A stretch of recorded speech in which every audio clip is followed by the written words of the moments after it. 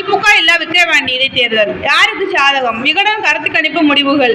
விக்கிரவாண்டி இடைத்தேர்தல் 10ஆம் தேதியும் வாக்கு எண்ணிக்கை ஜூலை 13ஆம் தேதியும் நடக்கும் என தேர்தல் ஆணையம் அறிவித்ததிலிருந்து விக்கிரவாண்டி தேர்தல் களம் பரபரப்புக்கு பஞ்சமில்லாமல் இருந்தது. தினமும் ஒரு அரசியல் பிரபலத்தின் பிரச்சாரம் களத்தை எப்போதும் சூடாகவே வைத்திருந்தது.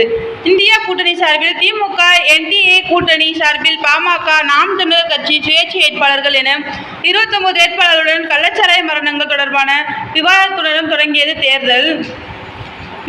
விகடன் கருத்து கணிப்பு. ஆனால் இந்த தேர்தலில் போட்டியிடவில்லை எனவும் யாருக்கும் ஆதரவு இல்லை எனவும் தொடக்கத்திலேயே ஜகா வாங்கியது அதிமுக. அதற்கு என்ன காரணம் என கேட்டபோது பணபலம், ஆளுங்கட்சி அராசகம் உள்ளிட்டவற்றால் தேர்தலை புறக்கணிக்கிறோம் என அறிவித்து அதிர்ச்சி கொடுத்தார் கட்சியின் பொதுச் செயலாளர் எடப்பாடி பழனிசாமி. வழக்கம் போல் அரசியல் விமர்சகர்கள் அதிமுகவின் இந்த தேர்தல் புறக்கணிப்பு கட்சிக்கு நல்லதல்ல என விமர்சித்தனர். அதே நேரம் அதிமுக ஆதரவாளர்களும் இந்த தேர்தலை புறக்கணிப்பார்கள் என நினைத்தது அதிமுக தலைமை. ஆனால் விக்கிரவாண்டியில் நடந்து முடிந்த தேர்தலில் 80% மேல் வாக்குப்பதிவத்தில் இருந்து இதன் மூலம் அதிமுக ஆதரவாளர்கள் சம்பவம் செய்திருக்கிறார்கள் என்பதை உணர முடிகிறது.